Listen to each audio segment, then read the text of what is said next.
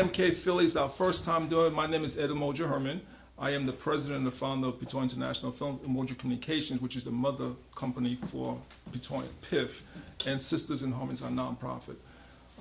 My wife you met downstairs, Dr. Kathleen Walls. This building belongs to her dad, Dr. Walls. He had it over 40 years, and he made his transition in September past.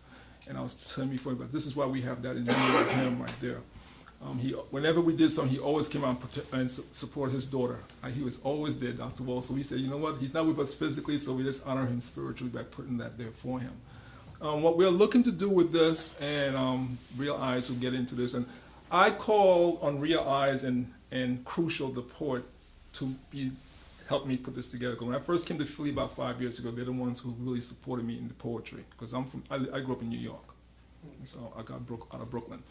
And so what we're looking to do with this, and we'll need your help, is to actually give the poets here in Philly an opportunity to network internationally, because we do, like I said, we do stuff in St. Lucia, and we have the poets in Botswana, and we have poets in South Africa also. So what we're going to be doing is we're going to be recording everything, we're going to be editing it and putting it on our YouTube channel, and we're going to be shooting it over to Africa and to the UK and the Caribbean also. Because my whole thing is, in August when we do our film festival, is to we have an international poetry jam in the Caribbean. To bring poets from all over the world together to jam on the same stage. And she's been there with us. She's been in St. Lucia with us. And so my thing and my wife's thing is, what can we do to empower ourselves? By using the principle of Uccn, collective work and responsibility, which is the third principle of Kwanzaa, of Nguzo Saba, and then use the Ujamaa, corporate economics, and do the Nia, the purpose while we're doing it, and do the Kuma, creativity, create with ourselves, and Imani, faith, and the Kuchi Chakalia, speaking for ourselves, and the Umoja, unity. So using the 7 principles, which is thousands of years old, as we all know. Dr. Kwaranga called it Nguzo Saba, our great ancestors called it neighbor helping neighbor. That's what it was. So that's what we're doing here. So I'm going to turn it over to Real Eyes, and she's going to take you through this, and we're going to have fun. This room actually is for rent. We do rent the space out, so you can talk to my wife about that. And we're going to be doing movie nights here too, because we hold about 30 people in this room. When we take the lights down, we put the other chairs in, and we're going to be showing movies from around the world here. So if you know any filmmakers, have them get in touch with me, because we're going to do movie nights. And what we do, the movie nights, we split the dough. We do a 70-30 split with the filmmakers, so they get to put some money in their pockets. Like I said, once again, that's Uccn and Ujamaa we use here. It's very important to me and my wife and I. So I'm going to turn it over to your host for the evening, Miss Real Eyes. I know my wife is downstairs somewhere. You all met her already. Real Eyes, take it away. Thank you. Hey. Just sit up here. Oh, I guess so. Okay. How's everybody? Good. Oh man, I'm so glad to see you guys. It is truly. I can't even tell you how moved I am. But what I want everybody to do, because we are a little tight with each other, and everybody does not know each other. So I want you to turn around to your neighbor to your right, and I want you to say, "Happy to see you, neighbor." Happy to see you. Happy to see you. Happy to see you. I cannot express how excited I am to see everybody here. I mean, it's just. Ron, Eric. I'm good. Ryan, We're going to turn 360. Love it. Yes. Melvin, just want to make sure Ron.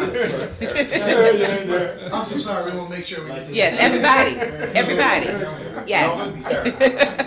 Now we family. Now we're family. So, I'm not gonna get too sentimental, but you can take pictures and everything.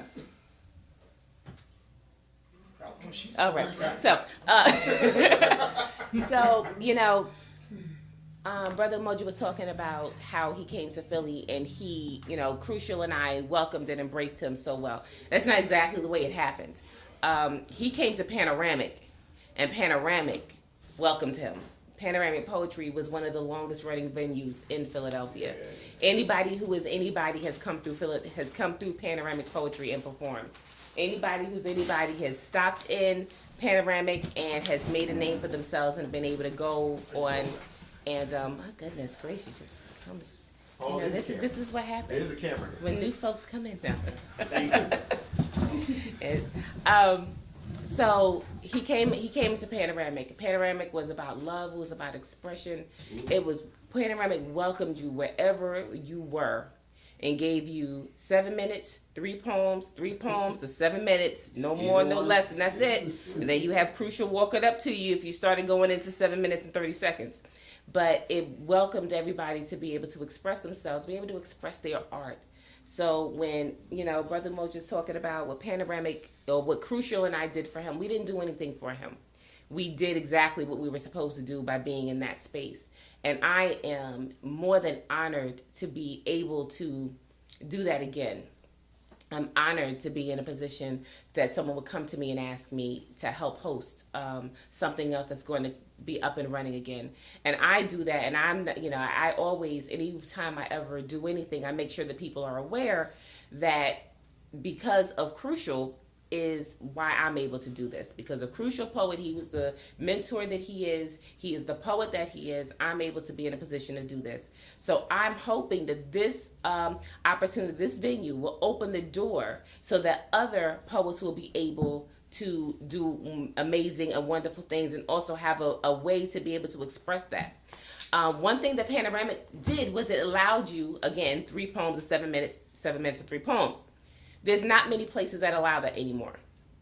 Most places you go in, how many poems you get on the open mic list? One. You get 1. But you can feature and probably get a 20-minute set, okay? But if you're only doing 1 poem, that's only practice you have. You're not ready. You're not ready. But you want to get paid. You want to feature, but you're not ready because only thing you're able to do is go in, say 1 poem, and then sit down. So what I'm hoping here at GMK is to be able to create a atmosphere for poets to be able to come up and be able to do 3 poems, get that on their bio, and then be able to go out and charge somebody $300 to feature. So I'm just so glad that you guys are able to participate in that. I'm so glad that you support. I can't express to you how grateful I am that you support. And we're going to go ahead and get into the open mic list. That's all right? All right. Now, I'm working on some catchy phrases to throw out to the people, but maybe next month I'll have it down. But one thing I do know is that it is about energy. All right? You cannot, so y'all real quiet now. I want to hear some energy. So I'm going to count to 3, and I want to hear noise, clapping, feet stomping. I want to hear all of that on the count of 3. All right? 1, get ready. 2, all right, toes ready. 3, let's go. All right. So I'm gonna bring your first open mic person up to the mic. I don't want you to be ashamed. I want you to come up here and rock out. All right, y'all ready? Yeah. All right, go ahead and start clapping now. Go bring up Realize Me. So much. Thank you. I'm so nervous. I'm so nervous. All right, so I'm gonna do this poem that I have. So one day I was at Panoramic Poetry, and this brother came up and he said, "Look, I got this thing going on in St. Lucia. I'm looking for poets to be able to come out and perform." And I said, "I've never been out the country. Maybe I can go to St. Lucia." And so I went to St. Lucia, and it was an amazing, a wonderful, and fantastic experience. It was my first time out of the country. I went and got my passport and got on the plane and just went. And it was truly amazing. But while I was out there, I was on the beach. It was my first time out of the country.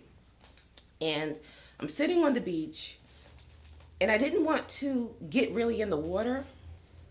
I just didn't want to get in the water. I had some reservations. I'd done my hair recently before I went, and I just didn't want to, really get my hair wet.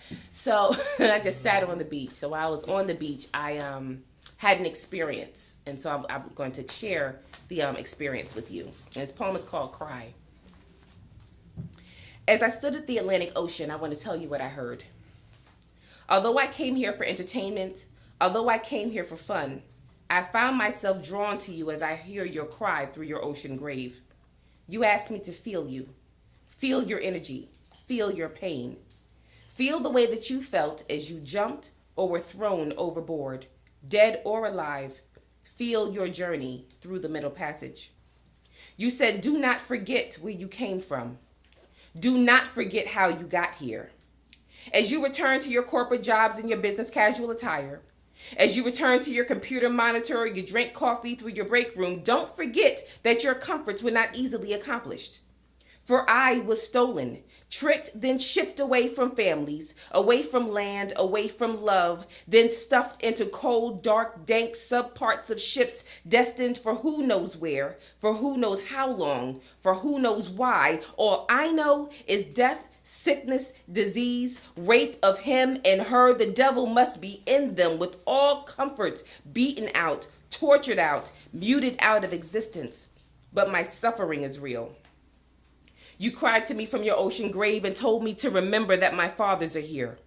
My mothers lie here in the depths. Energy is resounding, magnetic, demanding me to acknowledge and pray. Kings screaming out to me to acknowledge and pray. Queens screaming out to me to be quiet and listen and respect who I am and respect who they were. And how dare I forget or ever take for granted the lives that were lost and were taken and stripped bare of everything. They were stripped of everything. And then they were stopped, face to foot, without space to breathe. Cramped would have given them more room as they watched foreign illness take dozens by dozens, their bodies left to rot and spoil until removed, then replaced by another to repeat the same cycle again and again, over and over again for weeks upon weeks upon weeks. The only air, stale and moist. Blue was their only sight, for the land was gone. And as I sit here on vacation on the sunny banks of St. Lucia, too concerned with my hair to get it wet in the same waters that my ancestors died, living the life that was given to me by the sacrifices that were made that my mind cannot conceive, my imagination cannot repeat, my poetic tongue give any tribute of justice. I must do better. I can enjoy the life that I've lived and lavish in the success that I've achieved, but I will give honor to you first. In appreciation for all that you've given to me, while I live my life in remembrance of the loss of yours. Making sure that my children are aware, reminding my neighbors, engaging my community, speaking your truth and reciting your stories, by teaching the lessons and remembering your existence through gratitude and responsibility. And there is so much responsibility. I will not forget. I will acknowledge and pray. I'll be quiet and listen, and I will be respectful. I'll mess up my makeup. I'll soak my hair. I will submerge myself in the ocean where you lie and be grateful for the experience of hearing my ancestors cry. Thank you.